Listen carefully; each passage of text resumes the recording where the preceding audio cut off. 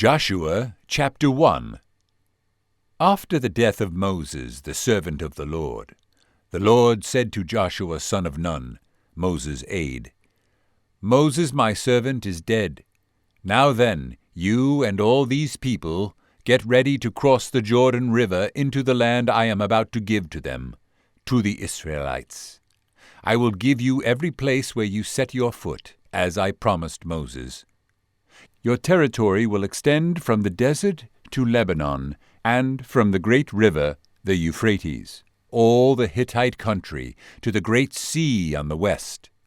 No one will be able to stand up against you all the days of your life.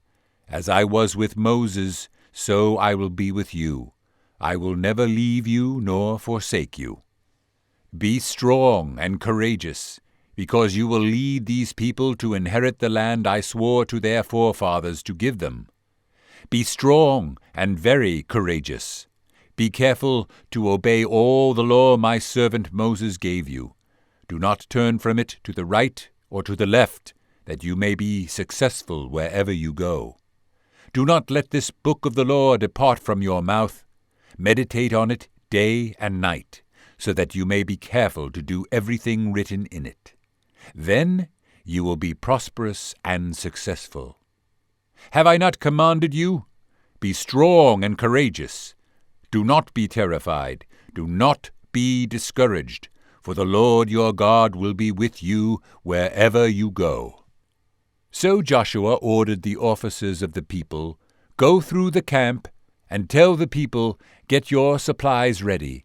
3 days from now you will cross the Jordan here to go in and take possession of the land the Lord your God is giving you for your own. But to the Reubenites, the Gadites, and the half-tribe of Manasseh, Joshua said, Remember the command that Moses the servant of the Lord gave you. The Lord your God is giving you rest and has granted you this land. Your wives, your children, and your livestock may stay in the land that Moses gave you east of the Jordan. But all your fighting men, fully armed, must cross over ahead of your brothers. You are to help your brothers until the Lord gives them rest, as he has done for you, and until they too have taken possession of the land that the Lord your God is giving them. After that you may go back and occupy your own land, which Moses the servant of the Lord gave you east of the Jordan, toward the sunrise. Then they answered Joshua, Whatever you have commanded us we will do, and wherever you send us we will go. Just as we fully obeyed Moses, so we will obey you. Only may the Lord your God be with you as he was with Moses. Whoever rebels against your word and does not obey your words, whatever you may command them, will be put to death. Only be strong and courageous.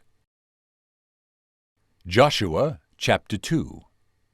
Then Joshua son of Nun secretly sent 2 spies from Shittim. Go, look over the land, he said, especially Jericho. So they went and entered the house of a prostitute named Rahab, and stayed there. The king of Jericho was told, Look, some of the Israelites have come here tonight to spy out the land. So the king of Jericho sent this message to Rahab, Bring out the men who came to you and entered your house, because they have come to spy out the whole land. But the woman had taken the 2 men and hidden them. She said, Yes, the men came to me, but I did not know where they had come from. At dusk, when it was time to close the city gate, the men left. I don't know which way they went. Go after them quickly. You may catch up with them. But she had taken them up to the roof and hidden them under the stalks of flax she had laid out on the roof. So the men set out in pursuit of the spies on the road that leads to the fords of the Jordan, and as soon as the pursuers had gone out, the gate was shut. Before the spies lay down for the night, she went up on the roof and said to them, I know that the Lord has given this land to you, and that a great fear of you has fallen on us, so that all who live in this country are melting in fear because of you. We have heard how the Lord dried up the water of the Red Sea for you when you came out of Egypt, and what you did to Sihon and Og, the 2 kings of the Amorites east of the Jordan, whom you completely destroyed. When we heard of it, our hearts melted and everyone's courage failed because of you. For the Lord your God is God in heaven above and on earth below. Now then, please swear to me by the Lord that you will show kindness to my family, because I have shown kindness to you. Give me a sure sign that you will spare the lives of my father and mother, my brothers and sisters, and all who belong to them, and that you will save us from death." "Our lives for your lives," the men assured her. "If you don't tell what we are doing, we will treat you kindly and faithfully when the Lord gives us the land." So she let them down by a rope through the window, for the house she lived in was part of the city wall. Now she had said to them, "Go to the hills, so the pursuers will not find you. Hide yourself there 3 days until they return, and then go on your way." The men said to her, "This oath you made us swear will not be binding on us, unless when we enter the land you have tied this scarlet cord in the window through which you let us down, and unless you have brought your father and mother, your brothers, and all your family into your house. If anyone goes outside your house into the street, his blood will be on his own head. We will not be responsible. As for anyone who is in the house with you, his blood will be on our heads, if a hand is laid on him. But if you tell what we are doing, we will be released from the oath you made us swear." "Agreed," she replied. "Let it be as you say." So she sent them away, and they departed, and she tied the scarlet cord in the window. When they left, they went into the hills and stayed there 3 days, until the pursuers had searched all along the road and returned without finding them. Then the 2 men started back.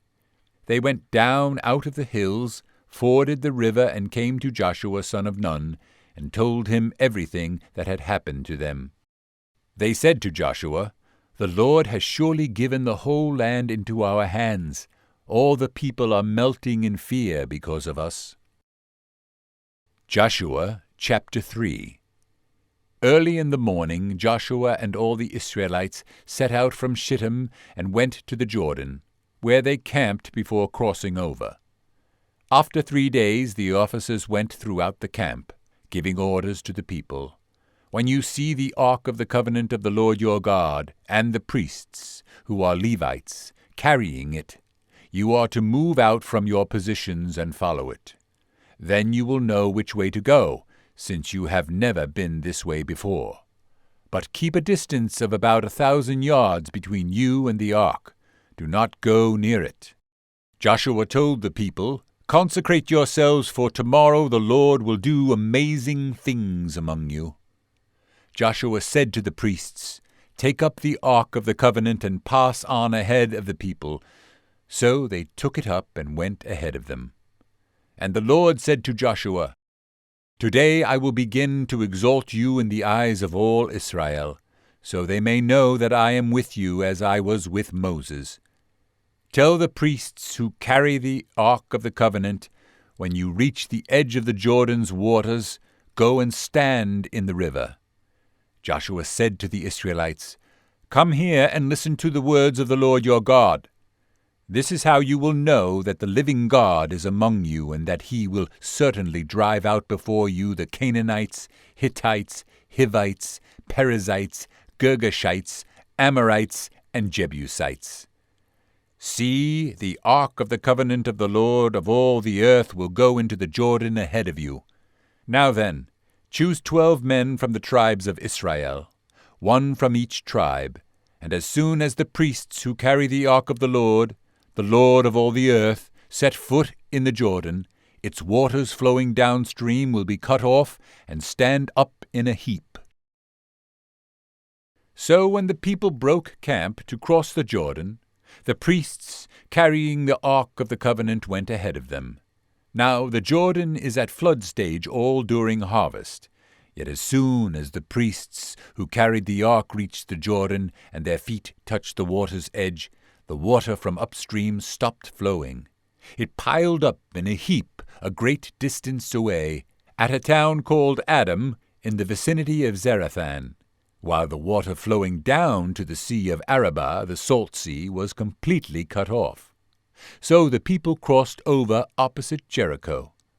The priests who carried the Ark of the Covenant of the Lord stood firm on dry ground in the middle of the Jordan, while all Israel passed by until the whole nation had completed the crossing on dry ground. Joshua chapter 4. When the whole nation had finished crossing the Jordan, the Lord said to Joshua, "Choose 12 men from among the people, 1 from each tribe, and tell them to take up 12 stones from the middle of the Jordan, from right where the priests stood, and to carry them over with you and put them down at the place where you stay tonight." So Joshua called together the 12 men he had appointed from the Israelites, 1 from each tribe, and said to them, "Go over before the ark of the Lord your God into the middle of the Jordan. Each of you is to take up a stone on his shoulder, according to the number of the tribes of the Israelites, to serve as a sign among you. In the future, when your children ask you, 'What do these stones mean?' tell them that the flow of the Jordan was cut off before the Ark of the Covenant of the Lord. When it crossed the Jordan, the waters of the Jordan were cut off. These stones are to be a memorial to the people of Israel forever." So the Israelites did as Joshua commanded them. They took 12 stones from the middle of the Jordan, according to the number of the tribes of the Israelites, as the Lord had told Joshua, and they carried them over with them to their camp, where they put them down. Joshua set up the 12 stones that had been in the middle of the Jordan at the spot where the priests who had carried the Ark of the Covenant had stood, and they are there to this day. Now the priests who carried the ark remained standing in the middle of the Jordan until everything the Lord had commanded Joshua was done by the people, just as Moses had directed Joshua. The people hurried over, and as soon as all of them had crossed, the ark of the Lord and the priests came to the other side while the people watched. The men of Reuben, Gad, and the half-tribe of Manasseh crossed over, armed, in front of the Israelites, as Moses had directed them. About 40,000 armed for battle crossed over before the Lord to the plains of Jericho for war. That day the Lord exalted Joshua in the sight of all Israel, and they revered him all the days of his life, just as they had revered Moses. Then the Lord said to Joshua, "Command the priests carrying the ark of the testimony to come up out of the Jordan." So Joshua commanded the priests, "Come up out of the Jordan." And the priests came up out of the Jordan carrying the ark of the covenant of the Lord. No sooner had they set their feet on the dry ground than the waters of the Jordan returned to their place and ran at flood stage as before.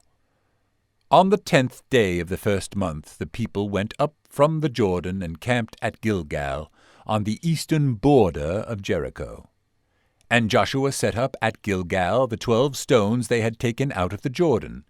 He said to the Israelites, "In the future, when your descendants ask their fathers, 'What do these stones mean?' tell them Israel crossed the Jordan on dry ground, for the Lord your God dried up the Jordan before you until you had crossed over. The Lord your God did to the Jordan just what he had done to the Red Sea when he dried it up before us until we had crossed over. He did this so that all the peoples of the earth might know that the hand of the Lord is powerful, and so that you might always fear the Lord your God." Joshua chapter 5. Now when all the Amorite kings west of the Jordan and all the Canaanite kings along the coast heard how the Lord had dried up the Jordan before the Israelites until we had crossed over, their hearts melted, and they no longer had the courage to face the Israelites. At that time the Lord said to Joshua, "Make flint knives and circumcise the Israelites again." So Joshua made flint knives and circumcised the Israelites at Gibeath Haaraloth. Now this is why he did so.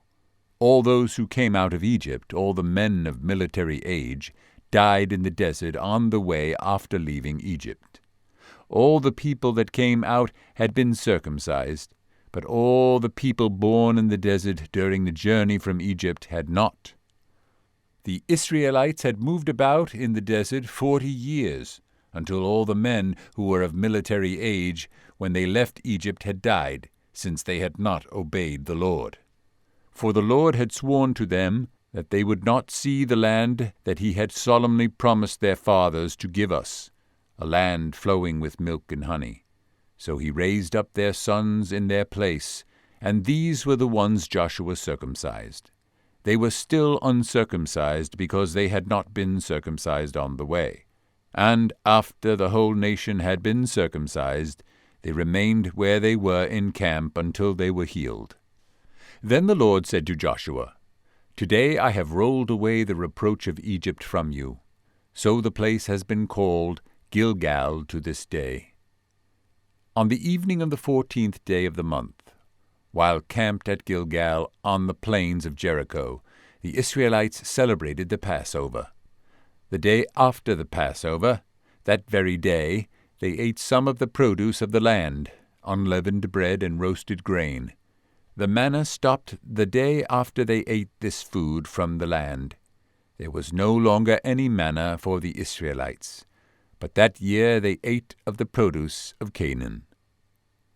Now when Joshua was near Jericho, he looked up and saw a man standing in front of him with a drawn sword in his hand. Joshua went up to him and asked, "Are you for us or for our enemies?" "Neither," he replied, "but as commander of the army of the Lord I have now come." Then Joshua fell face down to the ground in reverence and asked him, "What message does my Lord have for his servant?" The commander of the Lord's army replied, "Take off your sandals, for the place where you are standing is holy." And Joshua did so. Joshua chapter 6. Now Jericho was tightly shut up because of the Israelites. No one went out and no one came in. Then the Lord said to Joshua, "See, I have delivered Jericho into your hands, along with its king and its fighting men. March around the city once with all the armed men. Do this for 6 days. Have 7 priests carry trumpets of ram's horns in front of the ark. On the 7th day march around the city 7 times, with the priests blowing the trumpets. When you hear them sound a long blast on the trumpets, have all the people give a loud shout. Then the wall of the city will collapse, and the people will go up, every man straight in." So Joshua, son of Nun, called the priests and said to them, "Take up the ark of the covenant of the Lord, and have 7 priests carry trumpets in front of it." And he ordered the people, "Advance, march around the city with the armed guard going ahead of the ark of the Lord." When Joshua had spoken to the people, the 7 priests carrying the 7 trumpets before the Lord went forward, blowing their trumpets, and the ark of the Lord's covenant followed them. The armed guard marched ahead of the priests who blew the trumpets, and the rear guard followed the ark. All this time the trumpets were sounding, but Joshua had commanded the people, "Do not give a war cry, do not raise your voices, do not say a word until the day I tell you to shout. Then shout." So he had the ark of the Lord carried around the city, circling it once. Then the people returned to camp and spent the night there. Joshua got up early the next morning, and the priests took up the ark of the Lord. The 7 priests carrying the 7 trumpets went forward, marching before the ark of the Lord and blowing the trumpets. The armed men went ahead of them, and the rear guard followed the ark of the Lord, while the trumpets kept sounding. So on the 2nd day they marched around the city once and returned to the camp. They did this for 6 days. On the 7th day they got up at daybreak and marched around the city 7 times, in the same manner, except that on that day they circled the city 7 times. The 7th time around, when the priests sounded the trumpet blast, Joshua commanded the people, "Shout, for the Lord has given you the city. The city and all that is in it are to be devoted to the Lord. Only Rahab the prostitute and all who are with her in her house shall be spared, because she hid the spies we sent. But keep away from the devoted things, so that you will not bring about your own destruction by taking any of them. Otherwise you will make the camp of Israel liable to destruction and bring trouble on it. All the silver and gold and the articles of bronze and iron are sacred to the Lord, and must go into his treasury. When the trumpet sounded, the people shouted, and at the sound of the trumpet, when the people gave a loud shout, the wall collapsed. So every man charged straight in, and they took the city. They devoted the city to the Lord, and destroyed with the sword every living thing in it, men and women, young and old, cattle, sheep, and donkeys. Joshua said to the 2 men who had spied out the land, "Go into the prostitute's house and bring her out, and all who belong to her, in accordance with your oath to her." So the young men who had done the spying went in and brought out Rahab, her father and mother, and brothers, and all who belonged to her. They brought out her entire family and put them in a place outside the camp of Israel. Then they burned the whole city and everything in it. But they put the silver and gold and articles of bronze and iron into the treasury of the Lord's house. But Joshua spared Rahab the prostitute, with her family and all who belonged to her, because she hid the men Joshua had sent as spies to Jericho, and she lives among the Israelites to this day. At that time Joshua pronounced this solemn oath, "Cursed before the Lord is the man who undertakes to rebuild this city, Jericho. At the cost of his firstborn son will he lay its foundations. At the cost of his youngest will he set up its gates." So the Lord was with Joshua, and his fame spread throughout the land. Joshua chapter 7. But the Israelites acted unfaithfully in regard to the devoted things. Now Joshua sent men from Jericho to Ai, which is near Beth-aven, to the east of Bethel, and told them, "Go up and spy out the region." So the men went up and spied out Ai. When they returned to Joshua, they said, "Not all the people will have to go up against Ai. Send 2,000 or 3,000 men to take it, and do not weary all the people, for only a few men are there."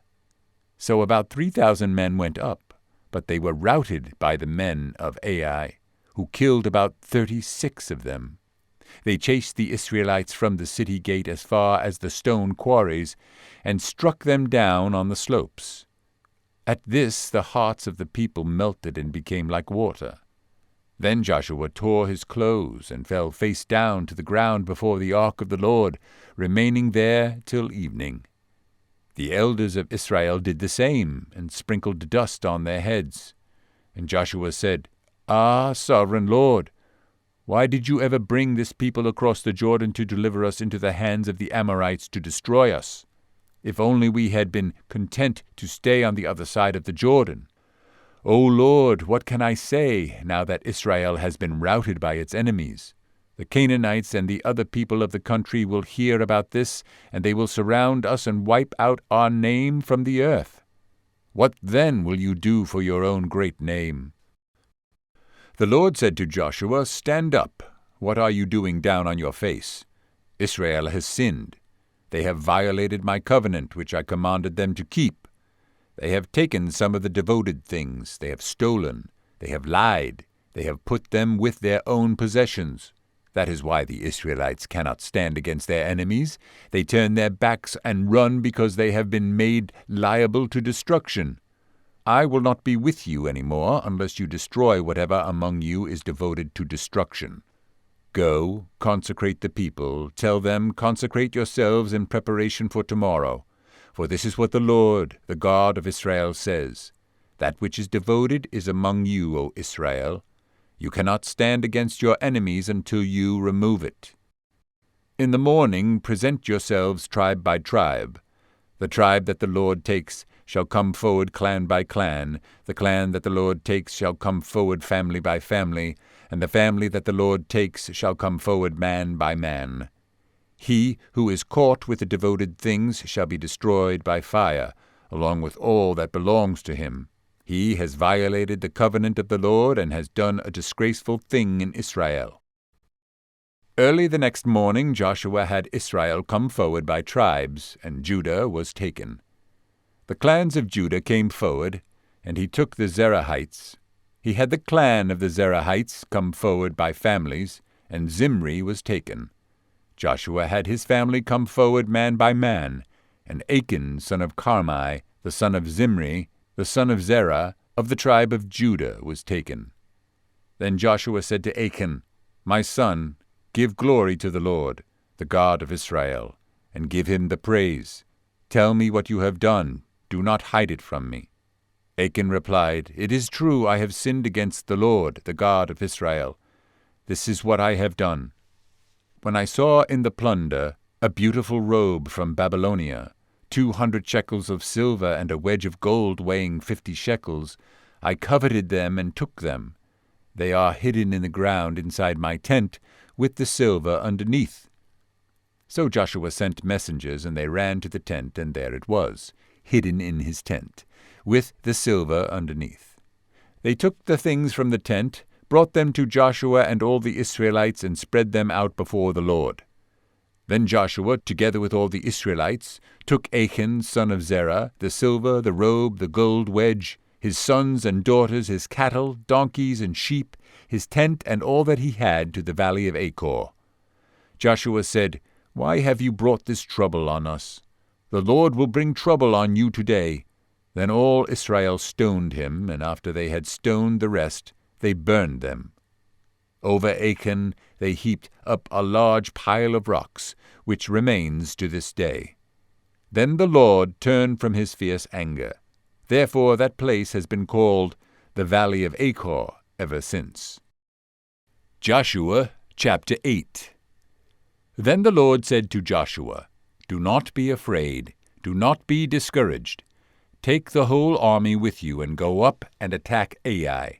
For I have delivered into your hands the king of Ai, his people, his city, and his land. You shall do to Ai and its king as you did to Jericho and its king, except that you may carry off their plunder and livestock for yourselves. Set an ambush behind the city." So Joshua and the whole army moved out to attack Ai. He chose 30,000 of his best fighting men and sent them out at night, with these orders: "Listen carefully. You are to set an ambush behind the city. Don't go very far from it. All of you be on alert. I and all those with me will advance on the city, and when the men come out against us as they did before, we will flee from them. They will pursue us until we have lured them away from the city, for they will say, 'They are running away from us as they did before.' So when we flee from them, you are to rise up from ambush and take the city. The Lord your God will give it into your hand. When you have taken the city, set it on fire. Do what the Lord has commanded. See to it. You have my orders." Then Joshua sent them off, and they went to the place of ambush and lay in wait between Bethel and Ai, to the west of Ai. But Joshua spent that night with the people. Early the next morning Joshua mustered his men, and he and the leaders of Israel marched before them to Ai. The entire force that was with him marched up and approached the city and arrived in front of it. They set up camp north of Ai, with the valley between them and the city.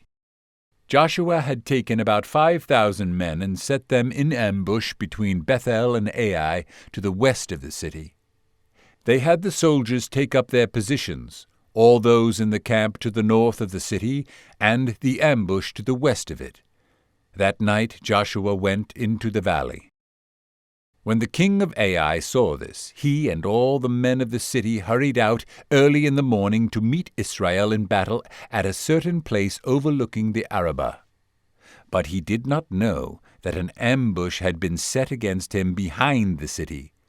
Joshua and all Israel let themselves be driven back before them, and they fled toward the desert.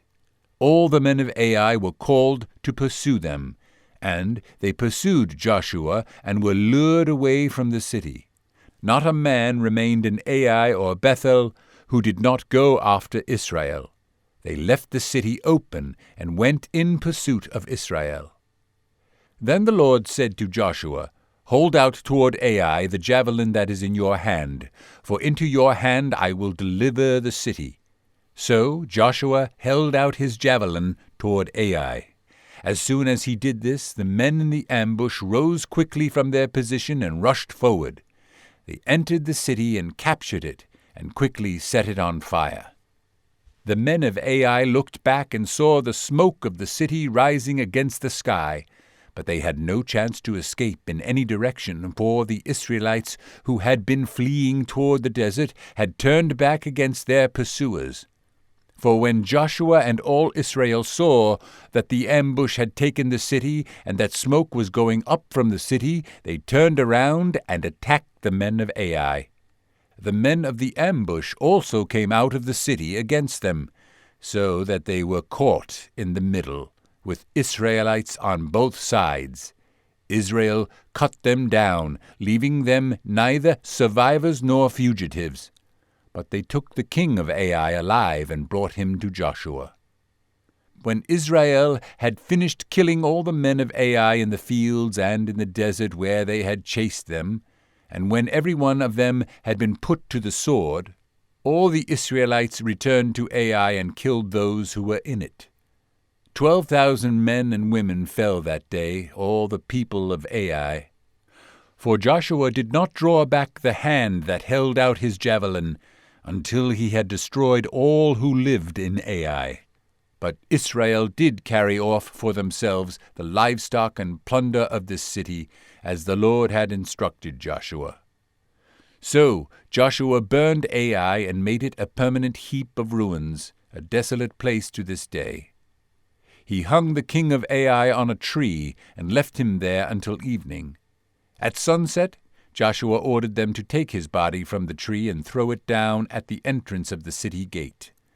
And they raised a large pile of rocks over it, which remains to this day. Then Joshua built on Mount Ebal an altar to the Lord, the God of Israel, as Moses the servant of the Lord had commanded the Israelites.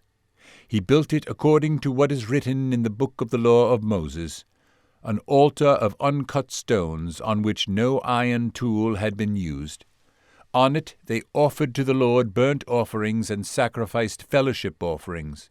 There, in the presence of the Israelites, Joshua copied on stones the law of Moses, which he had written. All Israel, aliens and citizens alike, with their elders, officials, and judges, were standing on both sides of the ark of the covenant of the Lord, facing those who carried it, the priests who were Levites. Half of the people stood in front of Mount Gerizim, and half of them in front of Mount Ebal, as Moses the servant of the Lord had formerly commanded when he gave instructions to bless the people of Israel. Afterward, Joshua read all the words of the law, the blessings and the curses, just as it is written in the book of the law. There was not a word of all that Moses had commanded that Joshua did not read to the whole assembly of Israel, including the women and children, and the aliens who lived among them. Joshua chapter 9. Now when all the kings west of the Jordan heard about these things, those in the hill country, in the western foothills, and along the entire coast of the Great Sea as far as Lebanon, the kings of the Hittites, Amorites, Canaanites, Perizzites, Hivites, and Jebusites, they came together to make war against Joshua and Israel. However, when the people of Gibeon heard what Joshua had done to Jericho and Ai, they resorted to a ruse. They went as a delegation whose donkeys were loaded with worn-out sacks and old wineskins, cracked and mended. The men put worn and patched sandals on their feet and wore old clothes. All the bread of their food supply was dry and moldy. Then they went to Joshua in the camp at Gilgal and said to him and the men of Israel, "We have come from a distant country. Make a treaty with us." The men of Israel said to the Hivites, "But perhaps you live near us. How then can we make a treaty with you?" "We are your servants," they said to Joshua. But Joshua asked, "Who are you, and where do you come from?" They answered, "Your servants have come from a very distant country because of the fame of the Lord your God. For we have heard reports of him, all that he did in Egypt, and all that he did to the 2 kings of the Amorites east of the Jordan, Sihon king of Heshbon, and Og king of Bashan, who reigned in Ashtaroth. And our elders and all those living in our country said to us, 'Take provisions for your journey, go and meet them, and say to them, We are your servants, make a treaty with us.' This bread of ours was warm when we packed it at home on the day we left to come to you, but now see how dry and moldy it is. And these wineskins that we filled were new, but see how cracked they are. And our clothes and sandals are worn out by the very long journey." The men of Israel sampled their provisions, but did not inquire of the Lord. Then Joshua made a treaty of peace with them to let them live, and the leaders of the assembly ratified it by oath. 3 days after they made the treaty with the Gibeonites, the Israelites heard that they were neighbors living near them. So the Israelites set out, and on the 3rd day came to their cities, Gibeon, Kephirah, Beeroth, and Kiriath-Jearim. But the Israelites did not attack them, because the leaders of the assembly had sworn an oath to them by the Lord, the God of Israel. The whole assembly grumbled against the leaders, but all the leaders answered, "We have given them our oath by the Lord, the God of Israel, and we cannot touch them now. This is what we will do to them. We will let them live, so that wrath will not fall on us for breaking the oath we swore to them." They continued, "Let them live, but let them be woodcutters and water carriers for the entire community." So the leaders' promise to them was kept. Then Joshua summoned the Gibeonites and said, "Why did you deceive us by saying, 'We live a long way from you,' while actually you live near us? You are now under a curse. You will never cease to serve as woodcutters and water carriers for the house of my God." They answered Joshua, "Your servants were clearly told how the Lord your God had commanded his servant Moses to give you the whole land and to wipe out all its inhabitants from before you. So we feared for our lives because of you, and that is why we did this. We are now in your hands. Do to us whatever seems good and right to you." So Joshua saved them from the Israelites, and they did not kill them. That day he made the Gibeonites woodcutters and water carriers for the community and for the altar of the Lord at the place the Lord would choose. And that is what they are to this day. Joshua chapter 10. Now Adoni-Zedek, king of Jerusalem, heard that Joshua had taken Ai and totally destroyed it, doing to Ai and its king as he had done to Jericho and its king, and that the people of Gibeon had made a treaty of peace with Israel and had become their allies. He and his people were very much alarmed at this, because Gibeon was an important city, like one of the royal cities. It was larger than Ai, and all its men were good fighters. So Adoni-Zedek, king of Jerusalem, appealed to Hoham, king of Hebron, Piram, king of Jarmuth, Japhiah, king of Lachish, and Debir, king of Eglon. "Come up and help me attack Gibeon," he said, "because it has made peace with Joshua and the Israelites." Then the 5 kings of the Amorites, the kings of Jerusalem, Hebron, Jarmuth, Lachish, and Eglon, joined forces. They moved up with all their troops and took up positions against Gibeon and attacked it. The Gibeonites then sent word to Joshua in the camp at Gilgal, "Do not abandon your servants. Come up to us quickly and save us. Help us, because all the Amorite kings from the hill country have joined forces against us." So Joshua marched up from Gilgal with his entire army, including all the best fighting men. The Lord said to Joshua, "Do not be afraid of them. I have given them into your hand. Not one of them will be able to withstand you." After an all-night march from Gilgal, Joshua took them by surprise. The Lord threw them into confusion before Israel, who defeated them in a great victory at Gibeon. Israel pursued them along the road going up to Beth-horon, and cut them down all the way to Azekah and Makkedah. As they fled before Israel on the road down to Beth-horon to Azekah, the Lord hurled large hailstones down on them from the sky, and more of them died from the hailstones than were killed by the swords of the Israelites. On the day the Lord gave the Amorites over to Israel, Joshua said to the Lord in the presence of Israel, "O sun, stand still over Gibeon. O moon, over the valley of Aijalon." So the sun stood still, and the moon stopped, till the nation avenged itself on its enemies, as it is written in the book of Jeshar. The sun stopped in the middle of the sky and delayed going down about a full day. There has never been a day like it before or since, a day when the Lord listened to a man. Surely the Lord was fighting for Israel. Then Joshua returned with all Israel to the camp at Gilgal. Now the 5 kings had fled and hidden in the cave at Makkedah. When Joshua was told that the 5 kings had been found hiding in the cave at Makkedah, he said, "Roll large rocks up to the mouth of the cave, and post some men there to guard it. But don't stop. Pursue your enemies, attack them from the rear, and don't let them reach their cities, for the Lord your God has given them into your hand." So Joshua and the Israelites destroyed them completely, almost to a man. But the few who were left reached their fortified cities. The whole army then returned safely to Joshua in the camp at Makkedah, and no one uttered a word against the Israelites. Joshua said, "Open the mouth of the cave and bring those 5 kings out to me." So they brought the 5 kings out of the cave, the kings of Jerusalem, Hebron, Jarmuth, Lachish, and Eglon. When they had brought these kings to Joshua, he summoned all the men of Israel and said to the army commanders who had come with him, "Come here and put your feet on the necks of these kings."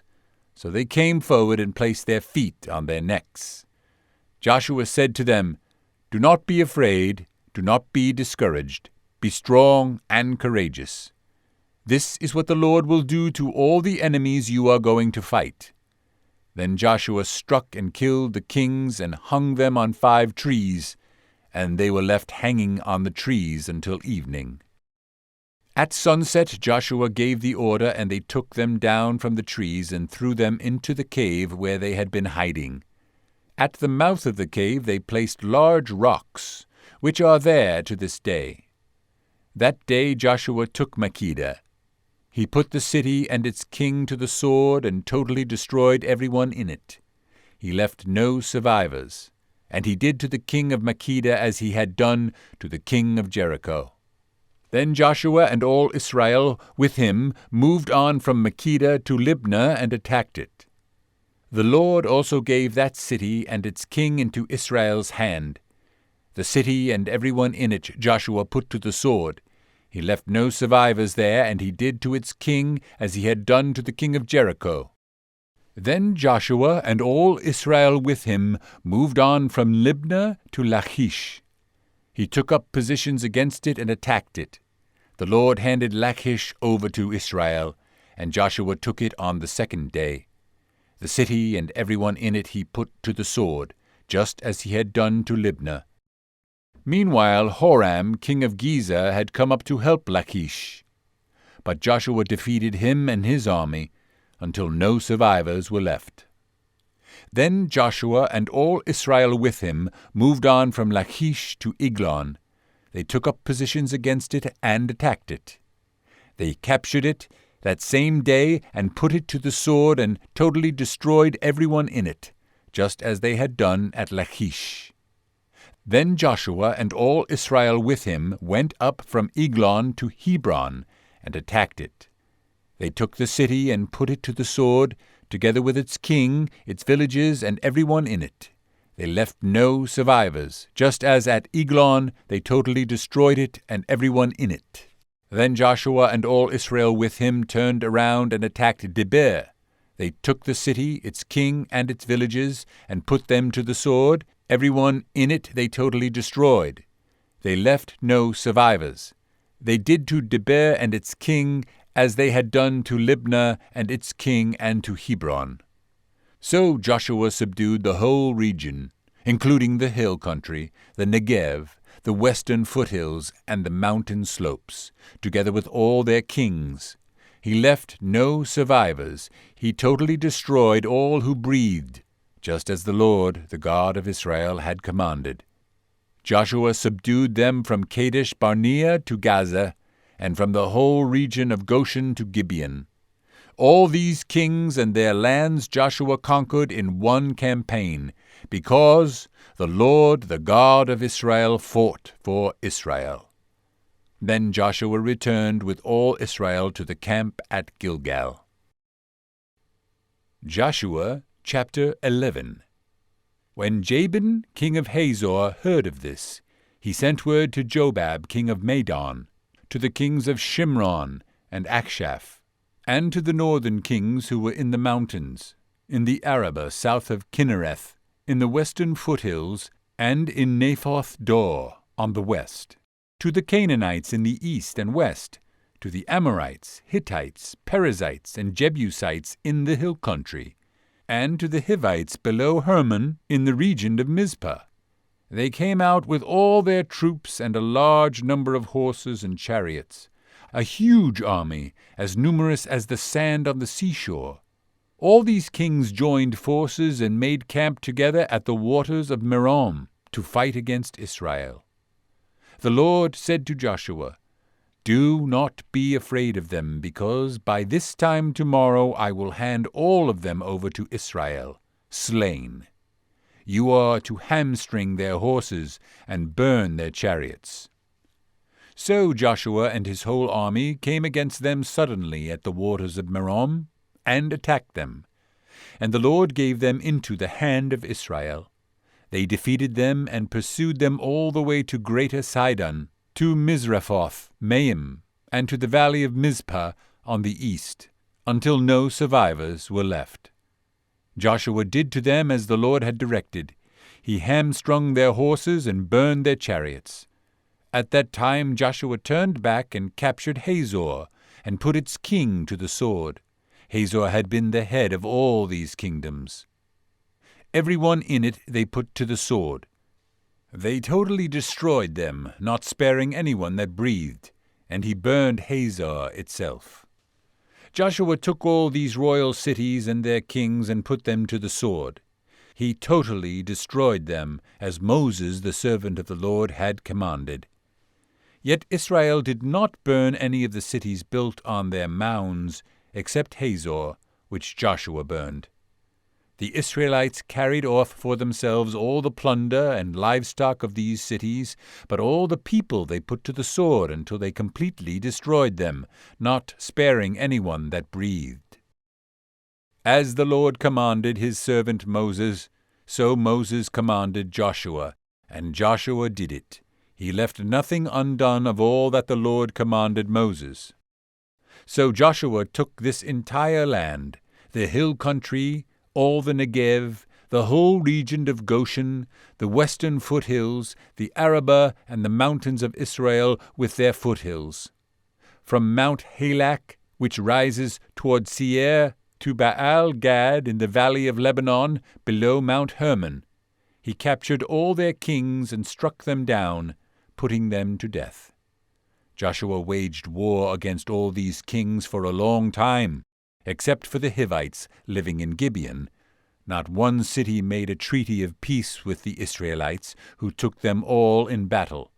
For it was the Lord himself who hardened their hearts to wage war against Israel, so that he might destroy them totally, exterminating them without mercy, as the Lord had commanded Moses. At that time Joshua went and destroyed the Anakites from the hill country, from Hebron, Debir, and Anab. from all the hill country of Judah, and from all the hill country of Israel.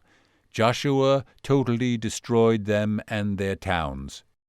No Anakites were left in Israelite territory.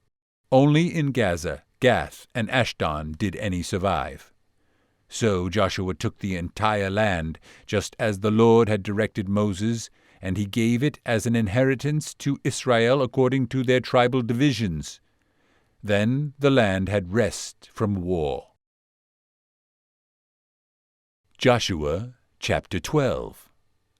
These are the kings of the land whom the Israelites had defeated, and whose territory they took over east of the Jordan, from the Arnon Gorge to Mount Hermon, including all the eastern side of the Arabah. Sihon, king of the Amorites, who reigned in Heshbon.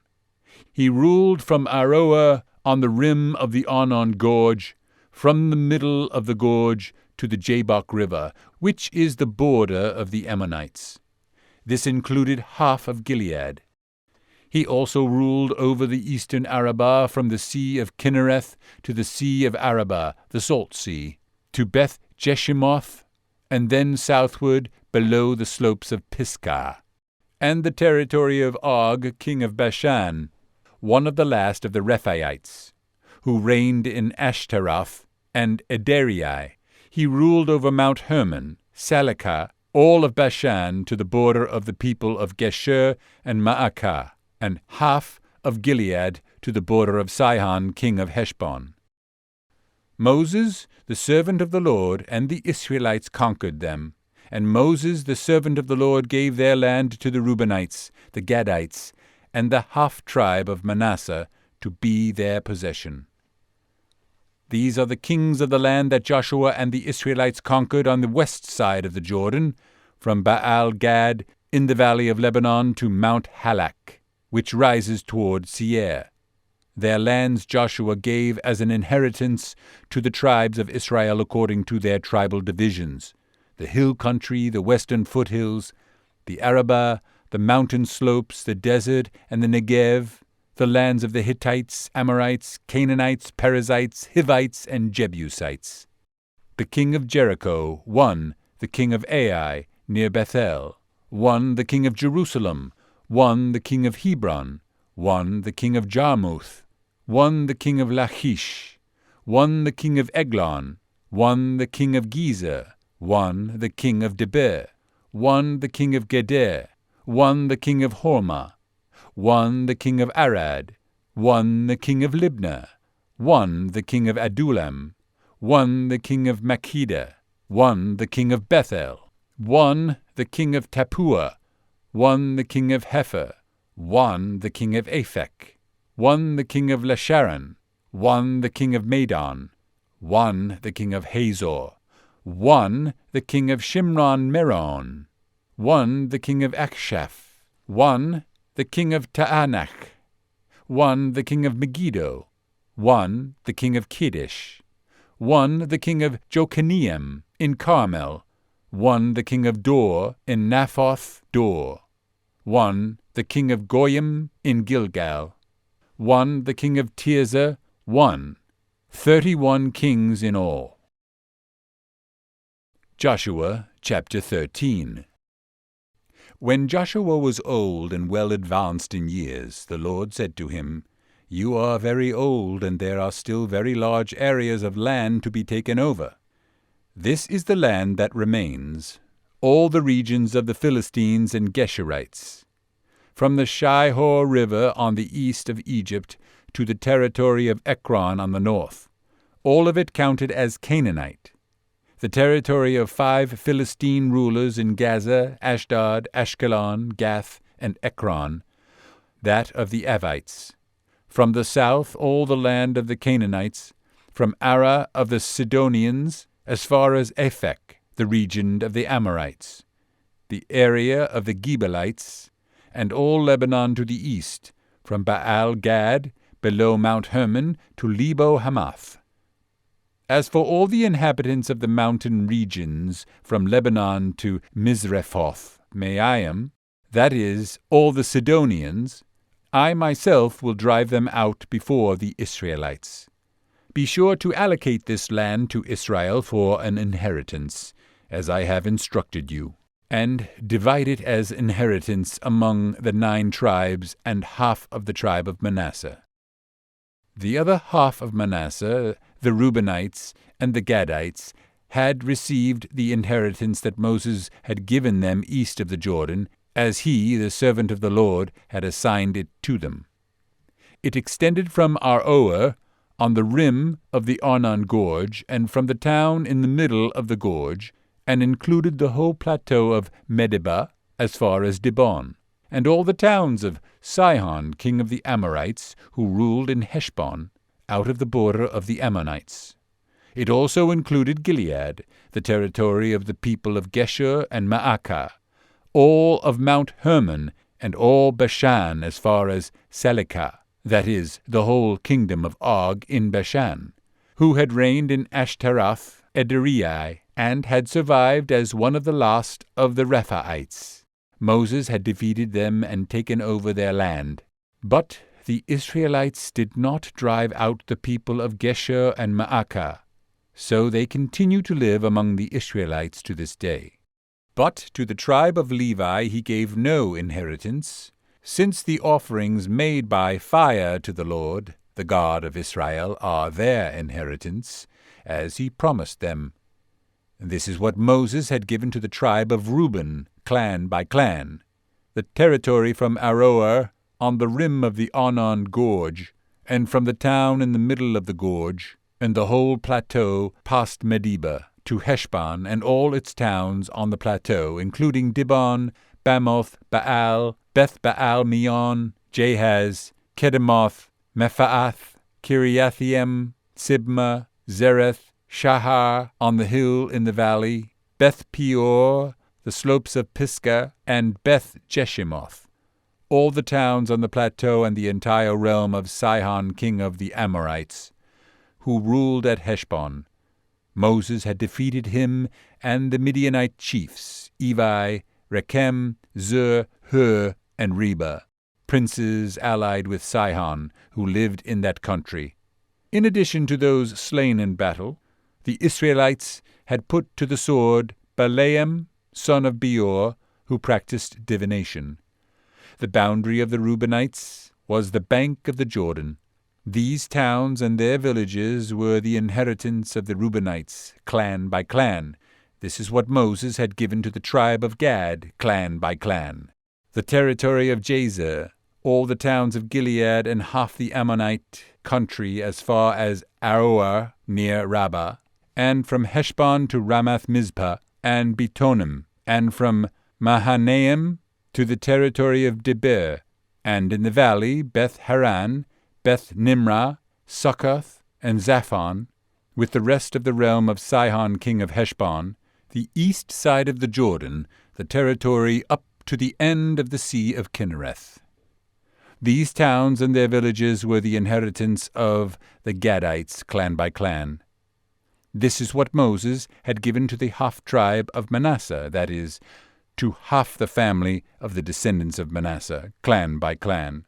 The territory extending from Mahanaim and including all of Bashan, the entire realm of Og, king of Bashan, all the settlements of Jair in Bashan, 60 towns, half of Gilead, and Ashtaroth and Edrei, the royal cities of Og in Bashan.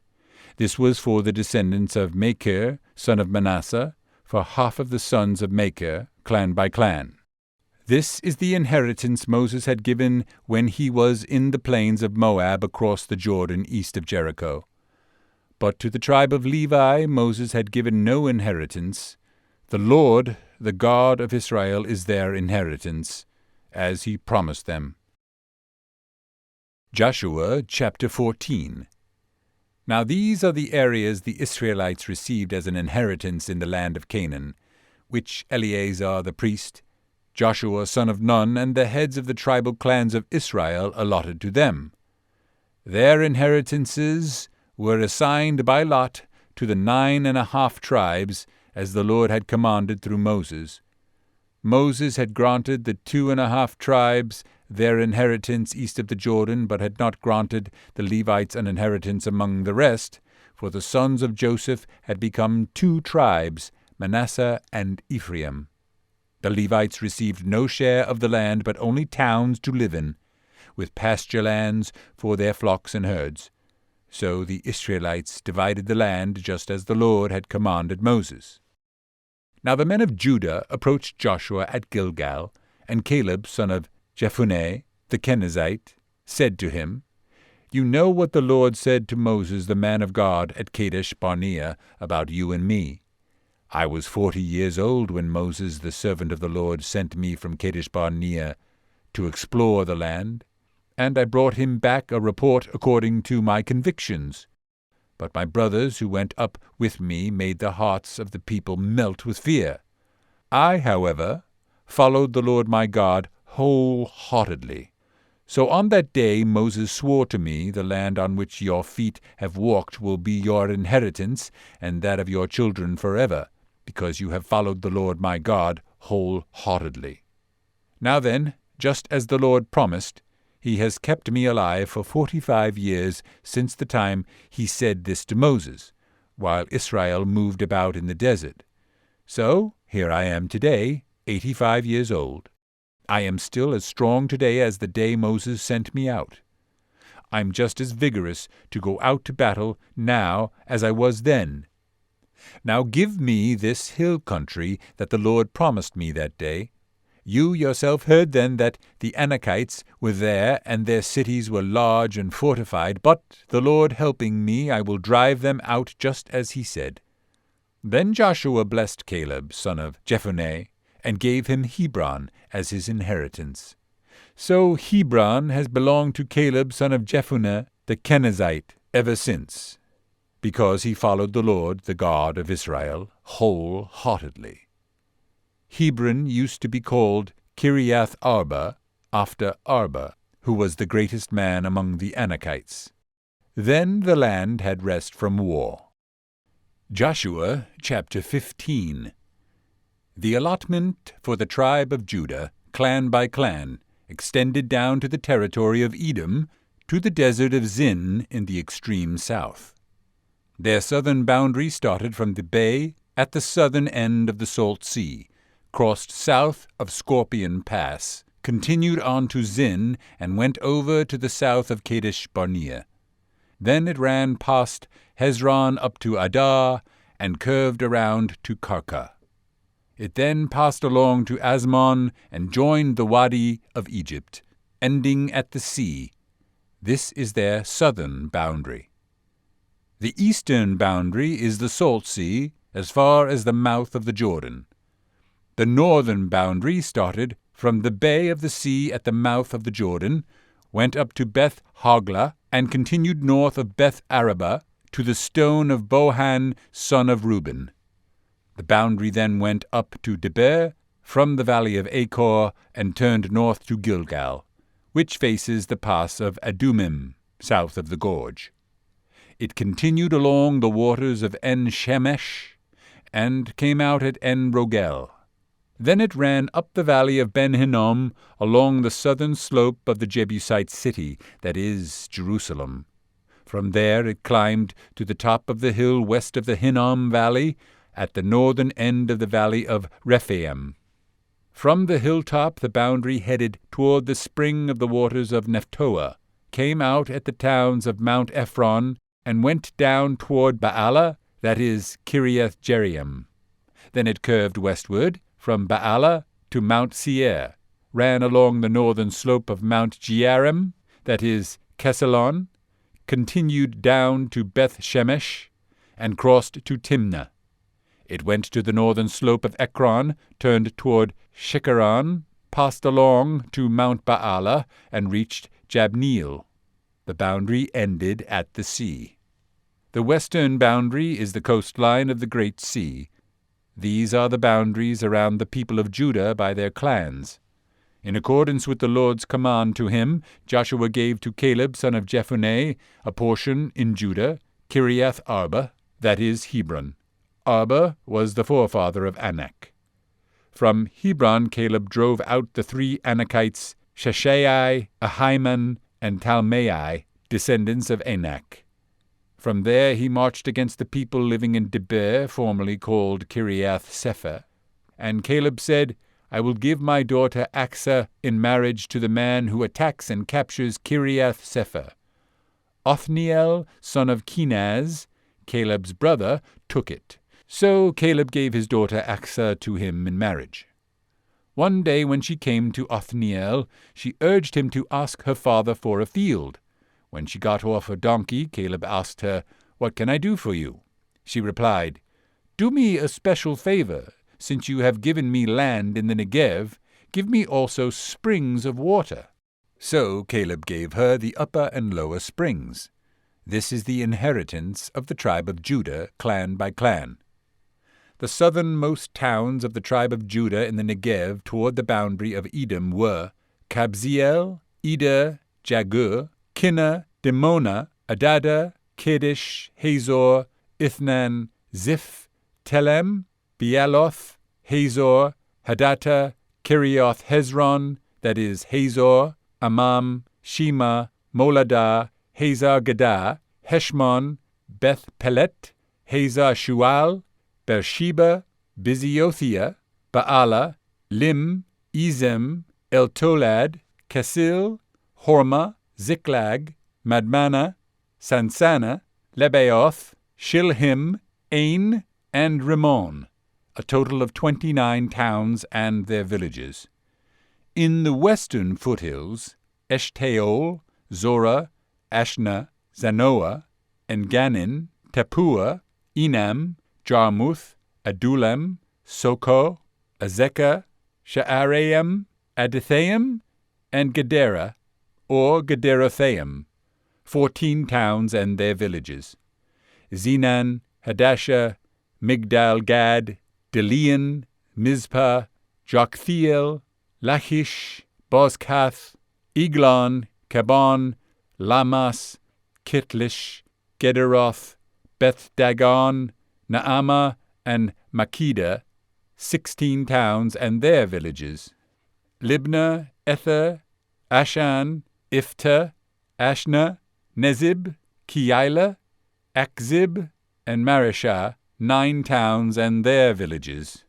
Ekron with its surrounding settlements and villages, west of Ekron, all that were in the vicinity of Ashdod, together with their villages. Ashdod, its surrounding settlements and villages, and Gaza, its settlements and villages, as far as the Wadi of Egypt and the coastline of the Great Sea. In the hill country, Shamir, Jatir, Soko, Dana, Kiriath Sana, that is Debir, Anab, Estimo, Anim, Goshen, Holon, and Gilo, 11 towns and their villages. Arab, Duma, Eshan, Janim, Beth Tapua, Afika, Humta, Kiriath Arba, that is Hebron, and Zior, 9 towns and their villages. Maon, Carmel, Ziph, Juttah, Jezreel, Jokdeam, Zanoah, Cain, Gibeah, and Timnah, 10 towns and their villages. Halhol, Bethzer, Gedor, Ma'arath, Beth Anoth, and El-Tekon, 6 towns and their villages. Kiriath Baal, that is Kiriath Jearim, and Rabbah, 2 towns and their villages. In the desert, Beth Arabah, Medin, Sekakah, Nibshan, the city of Salt and En-Gedi, 6 towns and their villages. Judah could not dislodge the Jebusites, who were living in Jerusalem. To this day the Jebusites live there with the people of Judah. Joshua chapter 16. The allotment for Joseph began at the Jordan of Jericho, east of the waters of Jericho, and went up from there through the desert into the hill country of Bethel. It went on from Bethel, that is Luz, crossed over to the territory of the Archites in Ataroth, descended westward to the territory of the Japhletites, as far as the region of Lower Beth Horon, and on to Giza, ending at the sea. So Manasseh and Ephraim, the descendants of Joseph, received their inheritance. This was the territory of Ephraim, clan by clan. The boundary of their inheritance went from Ataroth Adar in the east to upper Beth Horon, and continued to the sea. From Mikmethath on the north it curved eastward to Taanath Shiloh, passing by it to Janoah on the east. Then it went down from Janoah to Ataroth and Naarah, touched Jericho, and came out at the Jordan. From Tappuah the border went west to the Kana ravine and ended at the sea. This was the inheritance of the tribe of the Ephraimites, clan by clan. It also included all the towns and their villages that were set aside for the Ephraimites within the inheritance of the Manassites. They did not dislodge the Canaanites living in Gezer. To this day the Canaanites live among the people of Ephraim, but are required to do forced labor. Joshua chapter 17. This was the allotment for the tribe of Manasseh as Joseph's firstborn, that is, for Machir, Manasseh's firstborn. Machir was the ancestor of the Gileadites, who had received Gilead and Bashan because the Machirites were great soldiers. So this allotment was for the rest of the people of Manasseh, the clans of Abiezer, Helek, Asriel, Shechem, Hepher, and Shemida. These are the other male descendants of Manasseh, son of Joseph, by their clans. Now Zelophehad, son of Hepher, the son of Gilead, the son of Machir, the son of Manasseh, had no sons but only daughters, whose names were Mahlah, Noah, Hoglah, Milcah, and Tirzah. They went to Eleazar the priest, Joshua son of Nun, and the leaders, and said, "The Lord commanded Moses to give us an inheritance among our brothers." So Joshua gave them an inheritance along with the brothers of their father, according to the Lord's command. Manasseh's share consisted of 10 tracts of land beside Gilead and Bashan, east of the Jordan, because the daughters of the tribe of Manasseh received an inheritance among the sons. The land of Gilead belonged to the rest of the descendants of Manasseh. The territory of Manasseh extended from Asher to Mikmethath, east of Shechem. The boundary ran southward from there to include the people living at En-Tappuah. Manasseh had the land of Tappuah, but Tappuah itself on the boundary of Manasseh belonged to the Ephraimites. Then the boundary continued south to the Kana ravine. There were towns belonging to Ephraim lying among the towns of Manasseh, but the boundary of Manasseh was the northern side of the ravine and ended at the sea. On the south the land belonged to Ephraim, on the north to Manasseh. The territory of Manasseh reached the sea and bordered Asher on the north and Issachar on the east. Within Issachar and Asher, Manasseh also had Bethshan, Ibleam, and the people of Dor, Endor, Taanach, and Megiddo, together with their surrounding settlements. The third in the list is Naphoth. Yet the Manassites were not able to occupy these towns, for the Canaanites were determined to live in that region. However, when the Israelites grew stronger, they subjected the Canaanites to forced labor, but did not drive them out completely. The people of Joseph said to Joshua, "Why have you given us only one allotment and one portion for an inheritance? We are a numerous people, and the Lord has blessed us abundantly."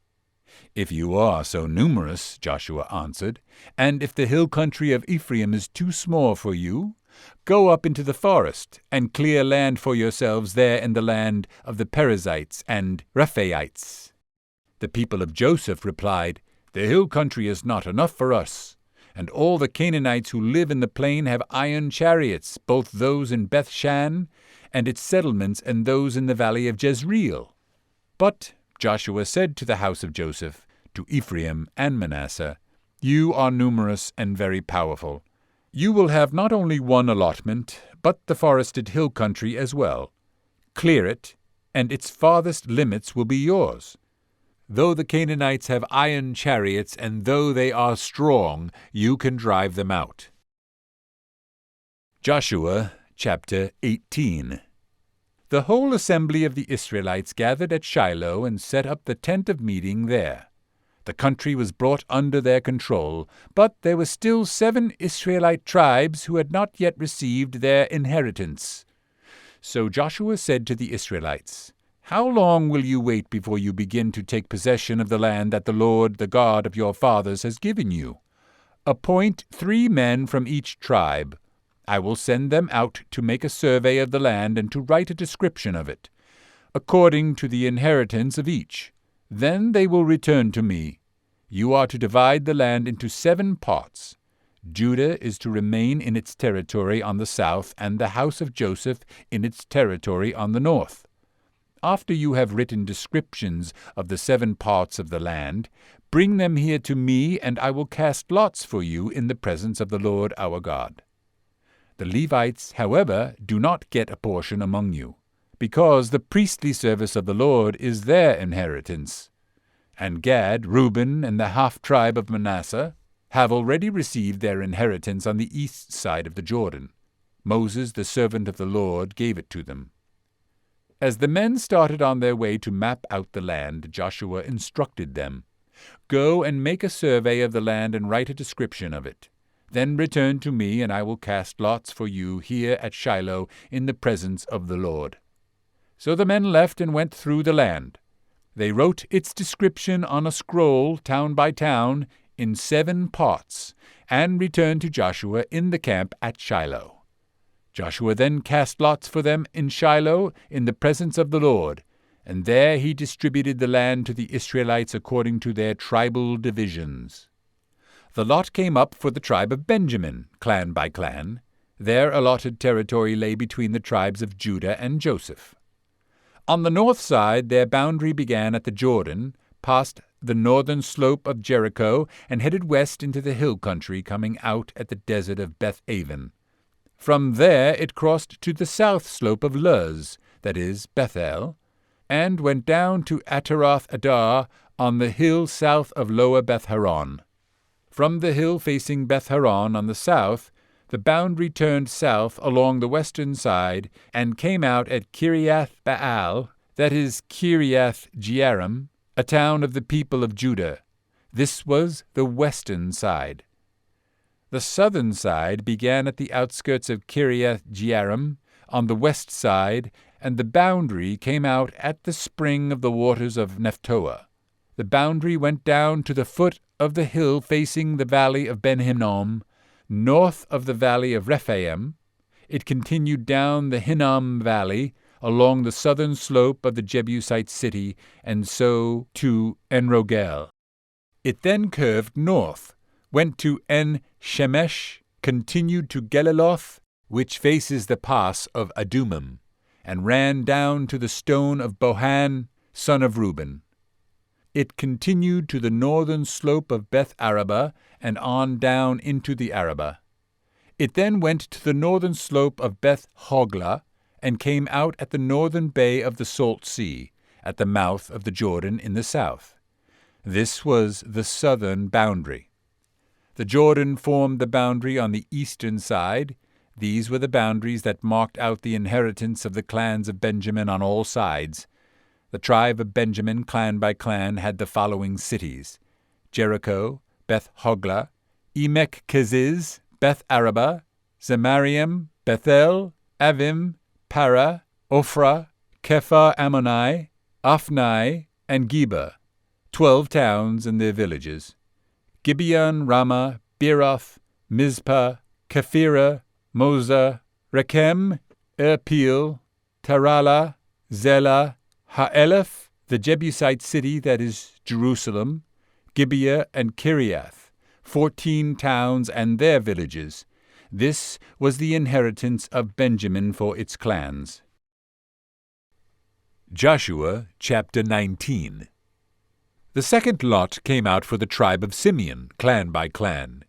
Their inheritance lay within the territory of Judah. It included Beersheba or Sheba, Molada, Hazar-Shual, Bala, Ezem, Etolad, Bethul, Hormah, Ziklag, Beth-Markaboth, Hazar-Susa, Lebaoth, and Sharuhen. 13 towns and their villages. Ain, Rimmon, Ether, and Ashan, 4 towns and their villages, and all the villages around these towns as far as Baalath, Beer, Ramah in the Negev. This was the inheritance of the tribe of the Simeonites, clan by clan. The inheritance of the Simeonites was taken from the share of Judah, because Judah's portion was more than they needed. So the Simeonites received their inheritance within the territory of Judah. The third lot came up for Zebulun, clan by clan. The boundary of their inheritance went as far as Sarid. Going west, it ran to Maralah, touched Dabbesheth, and extended to the ravine near Jokneam. It turned east from Sarid toward the sunrise to the territory of Kisloth Tabor, and went on to Daberath and up to Japhia. Then it continued eastward to Gath Hepher and Eth Kazin. It came out at Rimmon and turned toward Neah. There the boundary went around on the north to Hanathon and ended at the valley of Iftah El. Included were Katath, Nahalal, Shimron, Idala, and Bethlehem. There were 12 towns and their villages. These towns and their villages were the inheritance of Zebulun, clan by clan. The fourth lot came out for Issachar, clan by clan. Their territory included Jezreel, Kesuloth, Shunem, Hepharaim, Shion, Anaharath, Rabbith, Kishion, Ibez, Remeth, and Ganim, and Haddah, and Beth Pazez. The boundary touched Tabor, Shahazumah, and Beth Shemesh, and ended at the Jordan. There were 16 towns and their villages. These towns and their villages were the inheritance of the tribe of Issachar, clan by clan. The fifth lot came out for the tribe of Asher, clan by clan. Their territory included Helkath, Hali, Beten, Ashaph, Alamelech, Amad, and Mishal.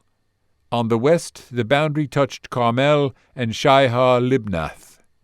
It then turned east toward Beth Dagon, touched Zebulun and the valley of Iftah El, and went north to Beth Emek and Neiel, passing Kabul on the left. It went to Abdon, Rehob, Hammon, and Cana, as far as Greater Sidon. The boundary then turned back toward Ramah, and went to the fortified city of Tyre, turned toward Hosa, and came out at the sea in the region of Akzib, Umah, Aphek, and Rehob. There were 22 towns and their villages. These towns and their villages were the inheritance of the tribe of Asher, clan by clan. The sixth lot came out for Naphtali, clan by clan. Their boundary went from Heleph and the large tree in Zaananim, passing Adamai, Nekeb, and Jabneel to Lakum, and ending at the Jordan. The boundary ran west through Aznoth Tabor and came out at Hukok. It touched Zebulun on the south, Asher on the west, and the Jordan on the east. The fortified cities were Ziddim, Zer, Hamath, Rakath, Kinnereth, Adama, Ramah, Hazor, Kedesh, Edrei, En-Hazor, Iron, Migdal-El, Horem, Beth-Anath, and Beth-Shemesh. There were 19 towns and their villages. These towns and their villages were the inheritance of the tribe of Naphtali, clan by clan.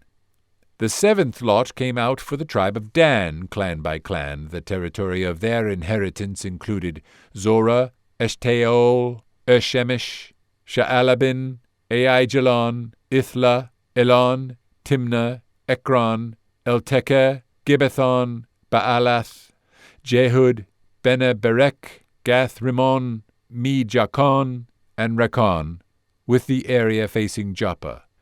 But the Danites had difficulty taking possession of their territory, so they went up and attacked Leshem, took it, put it to the sword, and occupied it. They settled in Leshem and named it Dan after their forefathers. These towns and their villages were the inheritance of the tribe of Dan, clan by clan.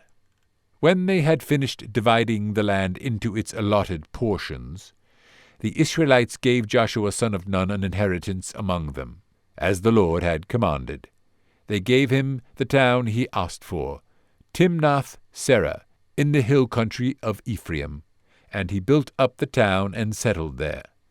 These are the territories that Eleazar the priest, Joshua son of Nun, and the heads of the tribal clans of Israel assigned by lot at Shiloh, in the presence of the Lord at the entrance to the tent of meeting. And so they finished dividing the land. Joshua chapter 20. Then the Lord said to Joshua, "Tell the Israelites to designate the cities of refuge, as I instructed you through Moses, so that anyone who kills a person accidentally and unintentionally may flee there and find protection from the avenger of blood. When he flees to one of these cities, he is to stand in the entrance of the city gate and state his case before the elders of that city. Then they are to admit him into their city and give him a place to live with them. If the avenger of blood pursues him, they must not surrender the one accused, because he killed his neighbor unintentionally and without malice aforethought. He is to stay in that city until he has stood trial before the assembly, and until the death of the high priest who is serving at that time. Then he may go back to his own home in the town from which he fled." So they set apart Kedesh in Galilee, in the hill country of Naphtali, Shechem in the hill country of Ephraim, and Kiriath Arba, that is, Hebron, in the hill country of Judah. On the east side of the Jordan of Jericho they designated Bezer, in the desert, on the plateau, in the tribe of Reuben, Ramoth in Gilead, in the tribe of Gad, and Golan in Bashan, in the tribe of Manasseh. Any of the Israelites or any alien living among them who killed someone accidentally could flee to these designated cities and not be killed by the avenger of blood prior to standing trial before the assembly. Joshua chapter 21. Now the family heads of the Levites approached Eleazar the priest, Joshua son of Nun, and the heads of the other tribal families of Israel at Shiloh in Canaan, and said to them, "The Lord commanded through Moses that you give us towns to live in, with pasture lands for our livestock." So, as the Lord had commanded, the Israelites gave the Levites the following towns and pasture lands out of their own inheritance. The first lot came out for the Kohathites, clan by clan. The Levites, who were descendants of Aaron the priest, were allotted 13 towns from the tribes of Judah, Simeon, and Benjamin. The rest of Kohath's descendants were allotted 10 towns from the clans of the tribes of Ephraim, Dan, and half of Manasseh. The descendants of Gershon were allotted 13 towns from the clans of the tribes of Issachar, Asher, Naphtali, and the half-tribe of Manasseh in Bashan. The descendants of Merari, clan by clan, received 12 towns from the tribes of Reuben, Gad, and Zebulun. So the Israelites allotted to the Levites these towns and their pasture lands, as the Lord had commanded through Moses. From the tribes of Judah and Simeon they allotted the following towns by name. These towns were assigned to the descendants of Aaron, who were from the Kohathite clans of the Levites, because the first lot fell to them. They gave them Kiriath Arba, that is, Hebron, with its surrounding pasture land in the hill country of Judah. Arba was the forefather of Anak. But the fields and villages around the city they had given to Caleb son of Jephunneh as his possession. So to the descendants of Aaron the priest they gave Hebron, a city of refuge for one accused of murder, Libnah, Jatir, Eshtemoa, Holon, Debir, Ain, Jutah, and Beth-Shemesh, together with their pasture lands, 9 towns from these 2 tribes. And from the tribe of Benjamin they gave them Gibeon, Geba, Anathoth, and Almon, together with their pasture lands, 4 towns. All the towns for the priests, the descendants of Aaron, were 13, together with their pasture lands. The rest of the Kohathite clans of the Levites were allotted towns from the tribe of Ephraim. In the hill country of Ephraim they were given Shechem, a city of refuge for one accused of murder, and Gezer, Kibzaim, and Beth-horon, together with their pasture lands, 4 towns. Also from the tribe of Dan they received Eltekeh, Gibbethon, Aijalon, and Gath-rimmon, together with their pasture lands, 4 towns. From half the tribe of Manasseh they received Taanach and Gath-rimmon, together with their pasture lands, 2 towns. All these 10 towns and their pasture lands were given to the rest of the Kohathite clans. The Levite clans of the Gershonites were given from the half-tribe of Manasseh, Golan in Bashan, a city of refuge for one accused of murder, and Be-eshtera, together with their pasture lands, 2 towns, from the tribe of Issachar, Kishion, Daberath, Jarmuth, and En-Ganim, together with their pasture lands, 4 towns. From the tribe of Asher, Mishal, Abdon, Helkath, and Rehob, together with their pasture lands, 4 towns. From the tribe of Naphtali, Kedesh in Galilee, a city of refuge for one accused of murder, Hamath-dor, and Kartan, together with their pasture lands, 3 towns. All the towns of the Gershonite clans were 13, together with their pasture lands. The Merarite clans, the rest of the Levites, were given from the tribe of Zebulun, Jokneam, Karta, Dimnah, and Nahalal, together with their pasture lands, 4 towns. From the tribe of Reuben, Bezer, Jahaz, Kedemoth, and Mephaath, together with their pasture lands, 4 towns. From the tribe of Gad, Ramoth in Gilead, a city of refuge for one accused of murder, Mahanaim, Heshbon, and Jazer, together with their pasture lands, 4 towns in all. All the towns allotted to the Merarite clans, who were the rest of the Levites, were 12. The towns of the Levites in the territory held by the Israelites were 48 in all, together with their pasture lands. Each of these towns had pasture lands surrounding it. This was true for all these towns. So the Lord gave Israel all the land he had sworn to give their forefathers, and they took possession of it and settled there. The Lord gave them rest on every side, just as he had sworn to their forefathers. Not one of their enemies withstood them. The Lord handed all their enemies over to them. Not one of all the Lord's good promises to the house of Israel failed. Every one was fulfilled. Joshua chapter 22. Then Joshua summoned the Reubenites, the Gadites, and the half-tribe of Manasseh, and said to them, You have done all that Moses the servant of the Lord commanded, and you have obeyed me in everything I commanded. For a long time now, to this very day, you have not deserted your brothers, but have carried out the mission the Lord your God gave you.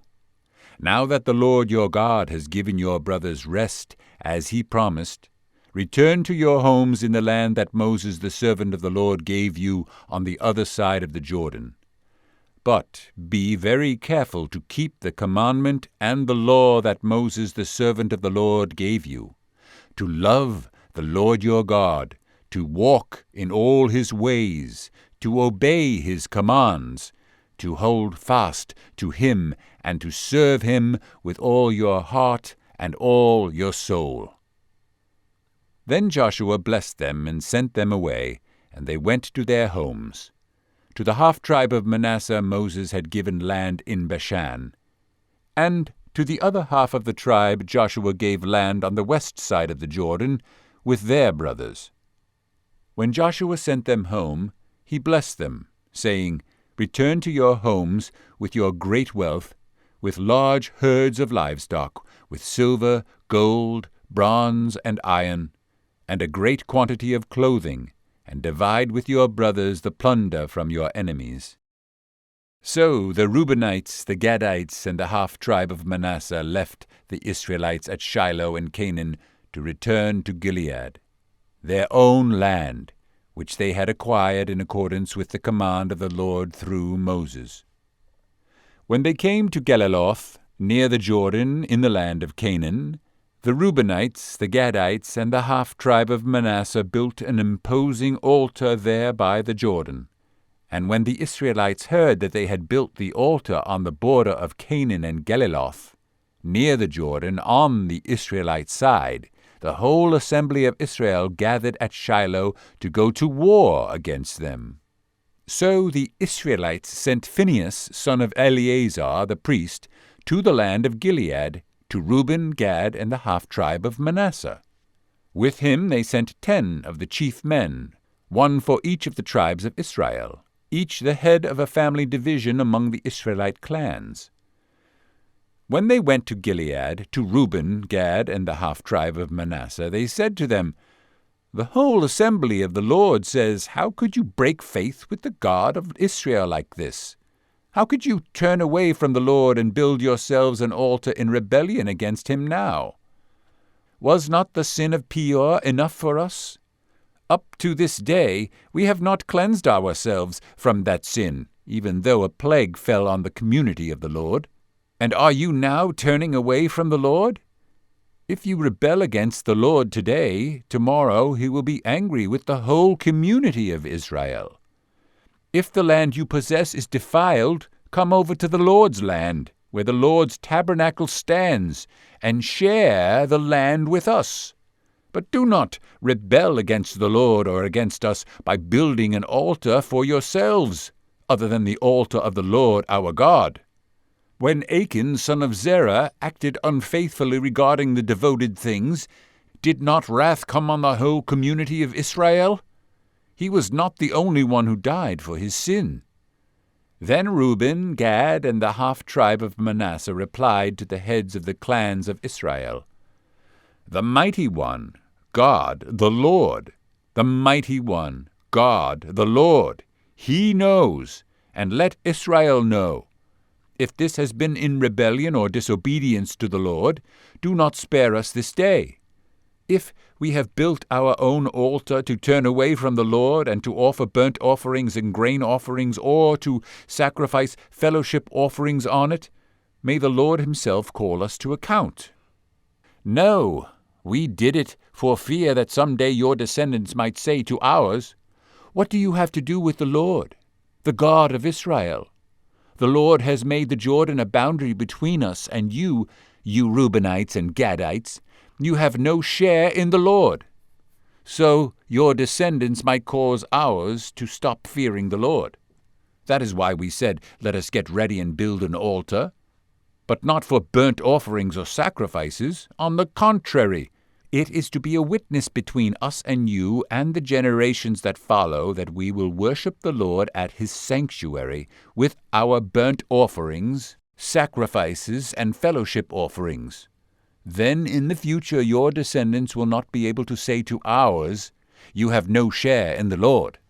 And we said, if they ever say to us or to our descendants, we will answer, "Look at the replica of the Lord's altar which our fathers built, not for burnt offerings and sacrifices, but as a witness between us and you."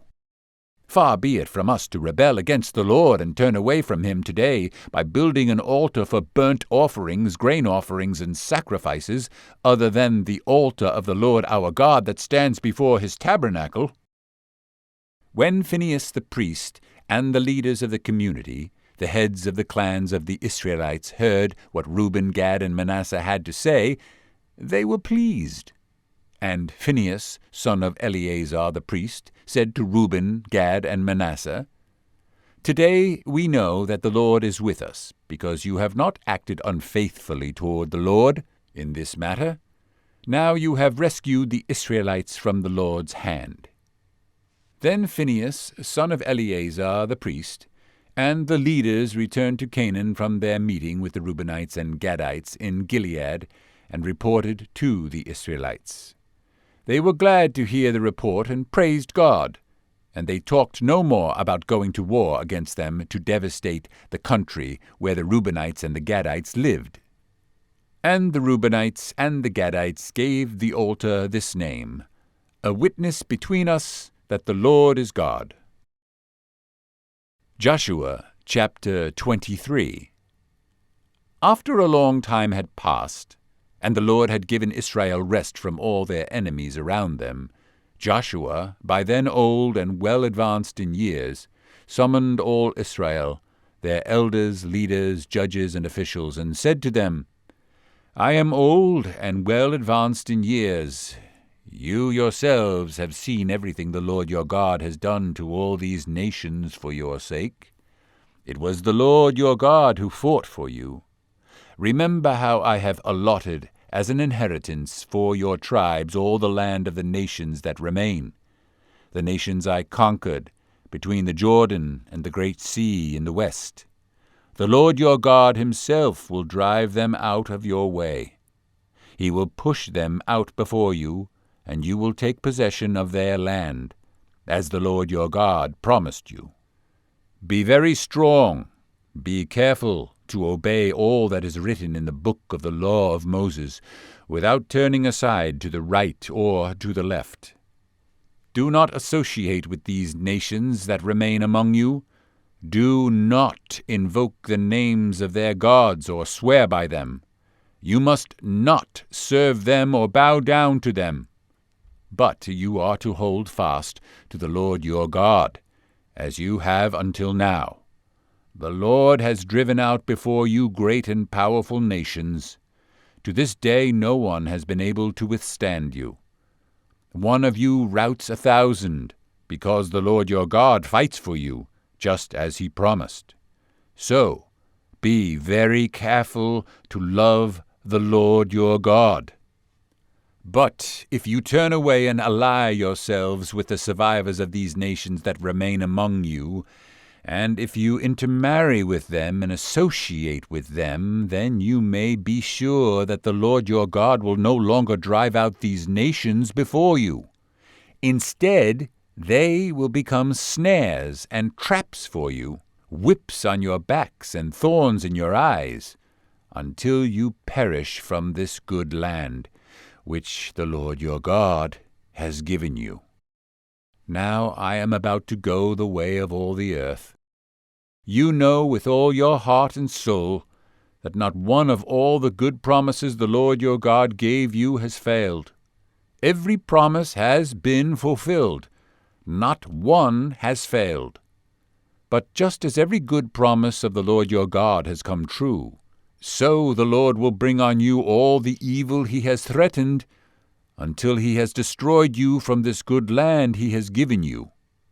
If you violate the covenant of the Lord your God, which he commanded you, and go and serve other gods and bow down to them, the Lord's anger will burn against you, and you will quickly perish from the good land he has given you.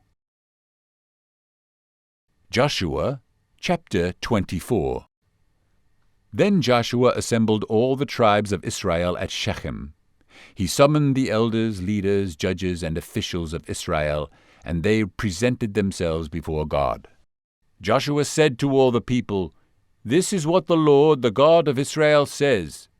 Long ago your forefathers, including Terah, the father of Abraham and Nahor, lived beyond the river and worshipped other gods. But I took your father Abraham from the land beyond the river and led him throughout Canaan, and gave him many descendants. I gave him Isaac, and to Isaac I gave Jacob and Esau. I assigned the hill country of Seir to Esau, but Jacob and his sons went down to Egypt. Then I sent Moses and Aaron, and I afflicted the Egyptians by what I did there, and I brought you out. When I brought your fathers out of Egypt, you came to the sea, and the Egyptians pursued them with chariots and horsemen as far as the Red Sea. But they cried to the Lord for help, and he put darkness between you and the Egyptians. He brought the sea over them and covered them. You saw with your own eyes what I did to the Egyptians. Then you lived in the desert for a long time. I brought you to the land of the Amorites, who lived east of the Jordan. They fought against you, but I gave them into your hands. I destroyed them from before you, and you took possession of their land. When Balak, son of Zippor, the king of Moab, prepared to fight against Israel, he sent for Balaam, son of Beor, to put a curse on you. But I would not listen to Balaam. So he blessed you again and again, and I delivered you out of his hand. Then you crossed the Jordan and came to Jericho. The citizens of Jericho fought against you, as did also the Amorites, Perizzites, Canaanites, Hittites, Girgashites, Hivites, and Jebusites. But I gave them into your hands. I sent the hornet ahead of you, which drove them out before you, also the 2 Amorite kings. You did not do it with your own sword and bow. So I gave you a land on which you did not toil, and cities you did not build. And you live in them and eat from vineyards and olive groves that you did not plant. Now, fear the Lord and serve him with all faithfulness. Throw away the gods your forefathers worshipped beyond the river and in Egypt, and serve the Lord. But if serving the Lord seems undesirable to you, then choose for yourselves this day whom you will serve, whether the gods your forefathers served beyond the river, or the gods of the Amorites, in whose land you are living. But as for me and my household, we will serve the Lord." Then the people answered, "Far be it from us to forsake the Lord to serve other gods. It was the Lord our God himself who brought us and our fathers up out of Egypt, from the land of slavery, and performed those great signs before our eyes. He protected us on our entire journey and among all the nations through which we traveled. And the Lord drove out before us all the nations, including the Amorites who lived in the land. We, too, will serve the Lord, because he is our God." Joshua said to the people, "You are not able to serve the Lord. He is a holy God. He is a jealous God. He will not forgive your rebellion and your sins. If you forsake the Lord and serve foreign gods, he will turn and bring disaster on you and make an end of you after he has been good to you." But the people said to Joshua, "No, we will serve the Lord." Then Joshua said, "You are witnesses against yourselves that you have chosen to serve the Lord." "Yes, we are witnesses," they replied. "Now then," said Joshua, "throw away the foreign gods that are among you, and yield your hearts to the Lord, the God of Israel." And the people said to Joshua, "We will serve the Lord our God and obey him." On that day Joshua made a covenant for the people, and there at Shechem he drew up for them decrees and laws. And Joshua recorded these things in the book of the law of God. Then he took a large stone and set it up there under the oak near the holy place of the Lord. "See," he said to all the people, "this stone will be a witness against us. It has heard all the words the Lord has said to us. It will be a witness against you if you are untrue to your God." Then Joshua sent the people away, each to his own inheritance. After these things, Joshua son of Nun, the servant of the Lord, died at the age of 110, and they buried him in the land of his inheritance, at Timnath-serah, in the hill country of Ephraim, north of Mount Gaash. Israel served the Lord throughout the lifetime of Joshua and of the elders who outlived him and who had experienced everything the Lord had done for Israel. And Joseph's bones, which the Israelites had brought up from Egypt, were buried at Shechem in the tract of land that Jacob bought for 100 pieces of silver from the sons of Hamor, the father of Shechem. This became the inheritance of Joseph's descendants. And Eleazar, son of Aaron, died and was buried at Gibeah, which had been allotted to his son Phinehas, in the hill country of Ephraim.